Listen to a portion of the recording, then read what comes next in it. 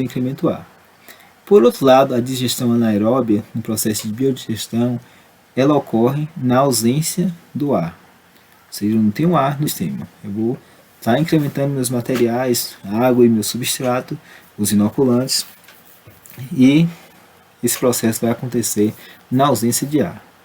E essa ausência do oxigênio, ela vai fazer a transformação dos compostos complexos, ou seja, da minha matéria orgânica bruta, em substâncias mais simples, com a geração do gás carbônico, gás metânico, e ao final do processo eu vou ter meu biofertilizante estabilizado.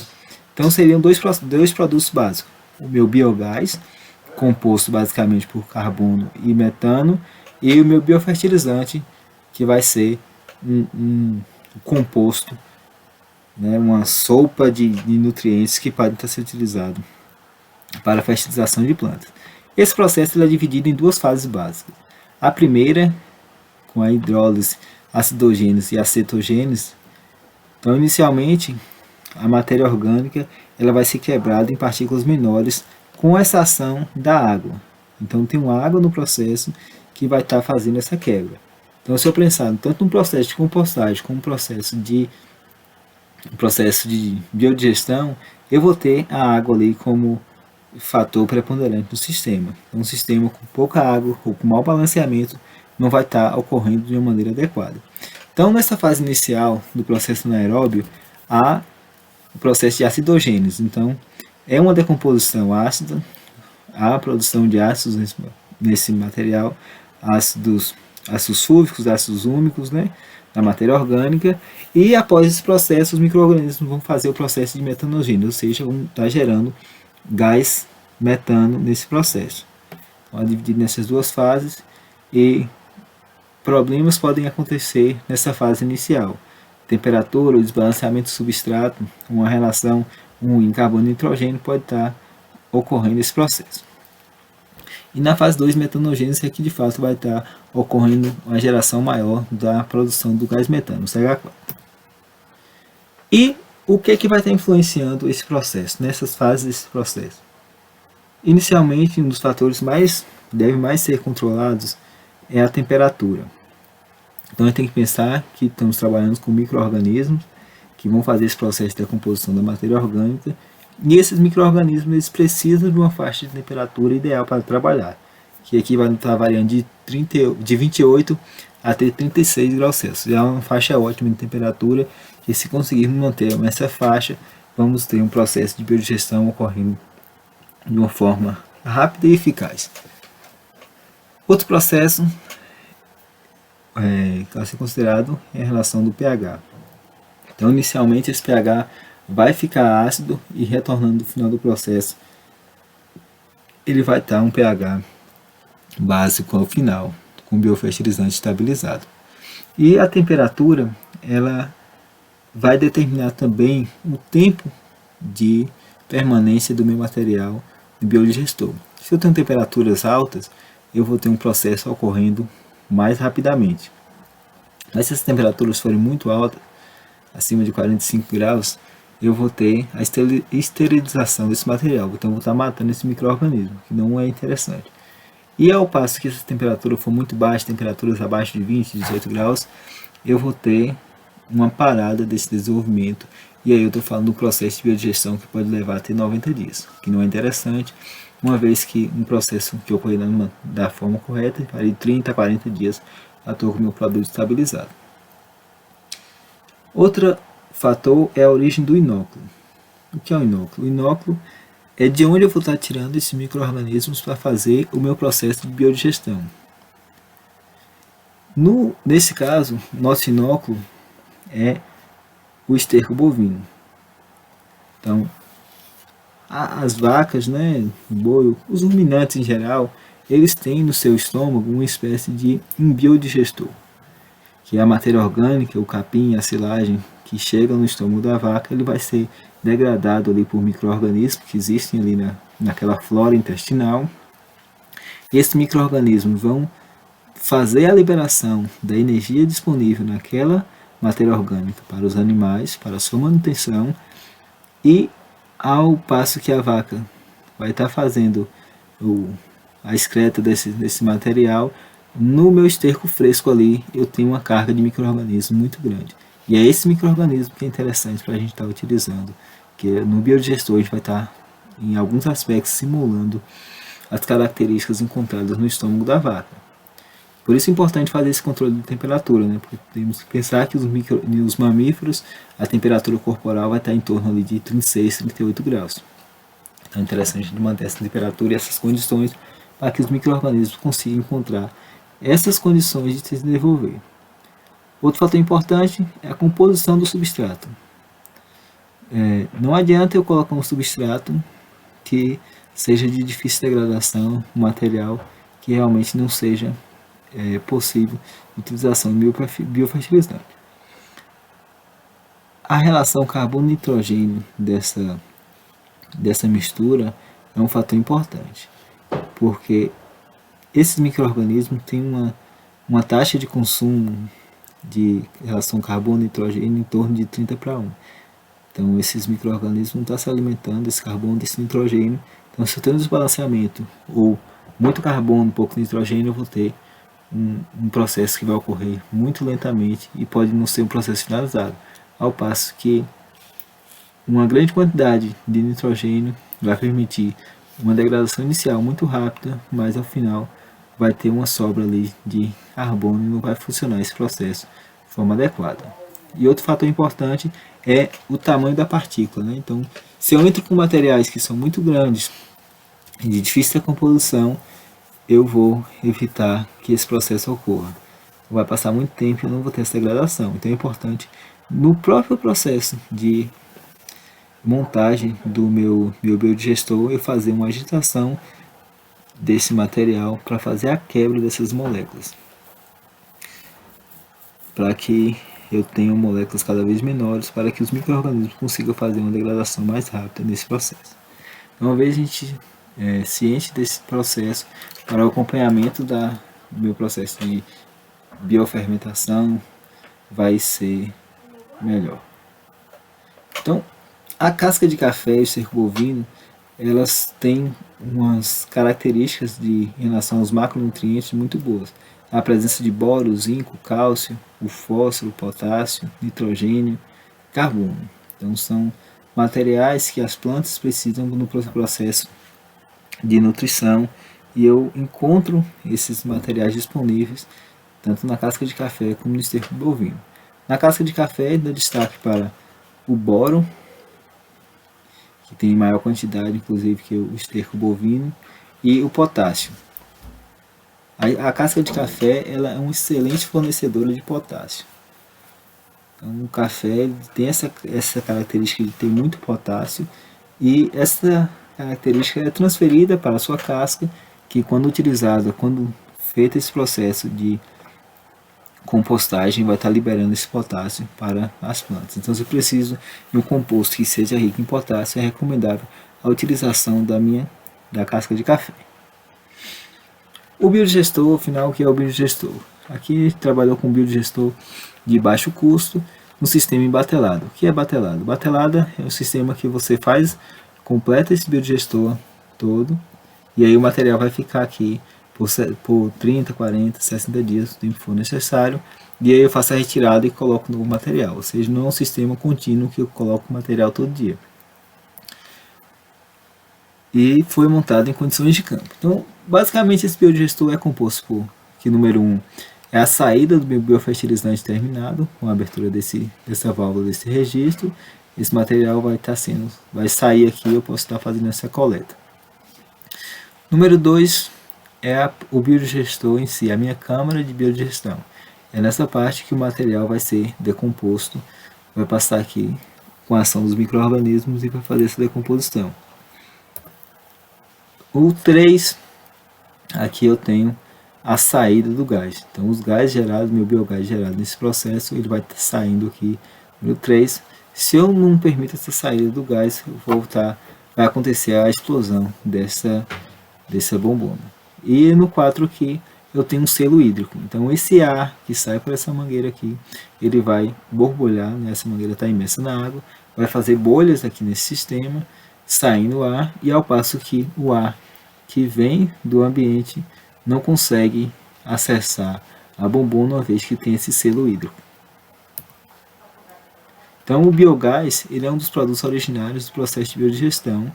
É um indicativo de processos anaeróbicos, ou seja, se um processo está ocorrendo da forma adequada, se está ocorrendo o processo de degradação de matéria orgânica, vai ter a geração de gás. Então, se eu estou com o meu biofertilizante sendo produzido e não está ocorrendo a geração de gás, das duas uma. Ou está tendo vazamentos no sistema e você não está conseguindo identificar essa geração de gás, ou o processo não está ocorrendo. E tem sua composição basicamente de metano e dióxido de carbono, além de gases em menores quantidades, como gás sulfídrico, dióxido de enxofre, entre outros. E o biofertilizante? O que é o biofertilizante? De acordo com os trabalhos de Santos 2001, biofertilizante é a designação dada ao efluente líquido obtido da fermentação metanogênica da matéria orgânica e água. O biofertilizante é material orgânico que foi decomposto pela ação de micro-organismos.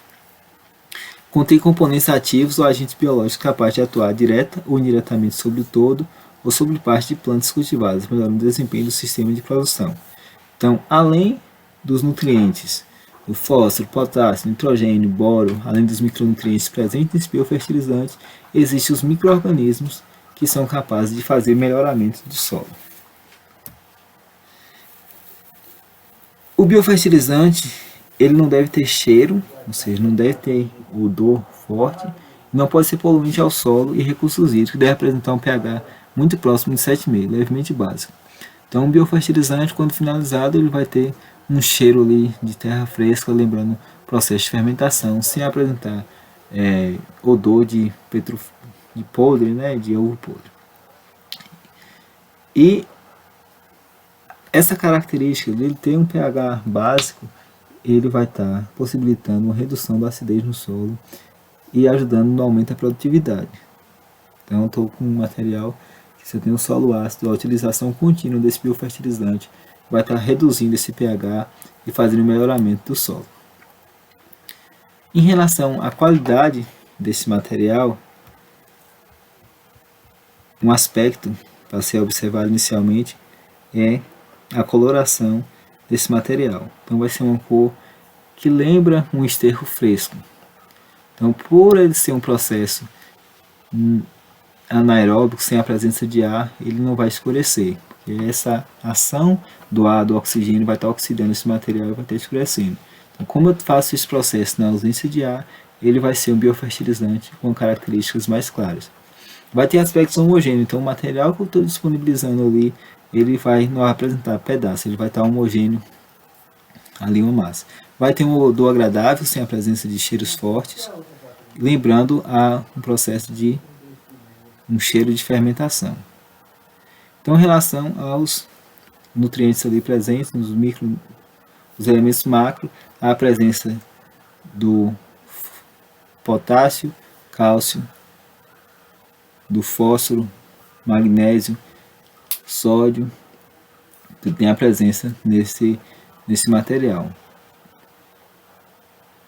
E a presença do cálcio e magnésio em grande quantidade, né, que, por exemplo, no calcário dolomítico, eu tenho a presença do cálcio e magnésio, que eu utilizo para fazer a correção do solo. Nesse meu biofertilizante, eu tenho a presença destes dois materiais. Então, essa parte orgânica, com esse material, vai ter essa capacidade de fazer a complexação de alumínio e hidrogênio, ou seja, ele vai indisponibilizar esse material no solo, fazendo uma melhoria do solo.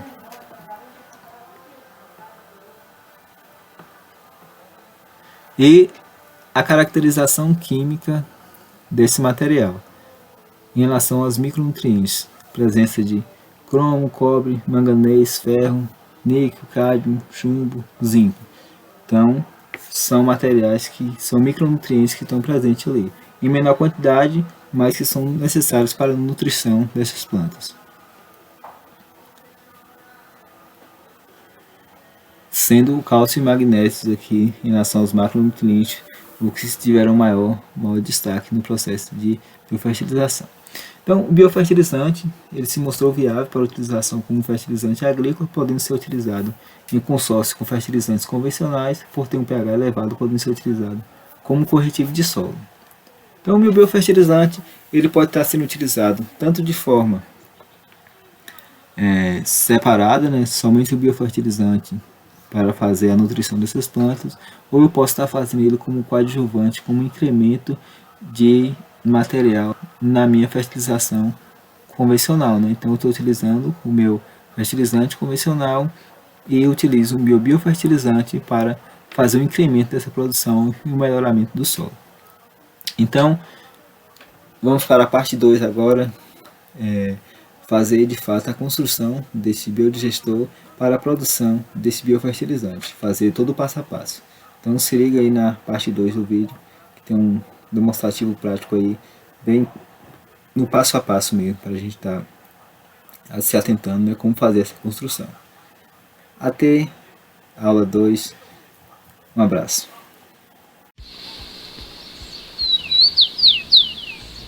Olá, meu nome é Cristóvão, sou engenheiro ambiental de formação e sou agricultor orgânico passando por um sistema de conversão para o sistema agroecológico. Moro na Fazenda Ressaca, aqui no município de Piatá, no Chapada Diamantina, e aqui vamos estar falando hoje sobre a construção de um biodigestor para a produção do biofertilizante, à base de esterco bovino e casca de café.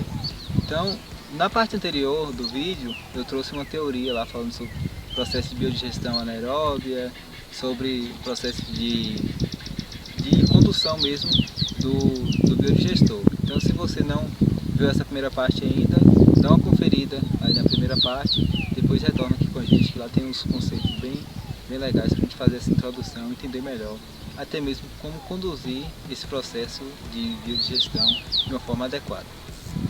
Então, só para dar início aqui, só falando um pouquinho sobre o biodigestor que foi construído, né? É um biodigestor no pensamento de biodigestor de baixo custo, realmente para aproveitamento do biofertilizante produzido à base da casca de café. Então, o biodigestor que a gente está mostrando aqui, ele foi construído com uma bombona de 60 litros, poderia ser com a de 100, com a de 200, mas para simplificar, trouxe aqui a bombona de 60 litros. Aqui nessa bombona, eu escolhi uma que tinha uma tampa maior para facilitar o processo. Então, o processo de você estar colocando o material aqui dentro. Foi construído aqui na tampa um agitador, né? Porque esse material ele vai estar ali dentro, vai estar precisando passar por um processo de agitação. Feito com uma barra de ferro e um flange nessa parte aqui. Então o flange ele vai permitir que eu esteja rotacionando essa barra de ferro e esse material, o pedaço de cano, ele vai estar em contato com o meu biofertilizante. Estamos fazendo aqui um biodigestor anaeróbio, né? Ou seja, na ausência de ar. Então não posso permitir que ar esteja entrando nesse sistema. Então uma vez que esse cano vai estar em contato com o meu biofertilizante, o ar de fora vai estar lacrado pelo flange e não vai entrar nesse material. Outro detalhe construtivo da bombona é essa saída de ar. E como a gente viu na parte anterior do vídeo, esse processo ele vai estar gerando dois produtos, que é o biofertilizante e os gases, né? Principalmente o gás carbono e o gás metano, que são bactérias metanogênicas, né? Que fazem na ausência do ar esse processo. E eu preciso que esse ar ele saia do sistema, porque se eu deixar ele todo lacrado, vai explodir essa bombona. Então aqui foi feito um sistema com um registro normal de irrigação, lacrado com o epox, né, cola epox, durepox, e essa saída aqui do gás. Nesse processo eu utilizo uma garrafa d'água e a mangueira vai ser colocada no fundo. Quando esse ar que foi produzido aqui nesses gases, ele vai... Até a Distância é uma adaptação das atividades de assistência técnica e extensão rural do Bahia Produtiva, projeto do Governo do Estado da Bahia por meio da Secretaria de Desenvolvimento Rural do Estado da Bahia, executado pela CA, Companhia de Desenvolvimento e Ação Regional, com recursos provenientes de acordo de empréstimo com o Banco Mundial.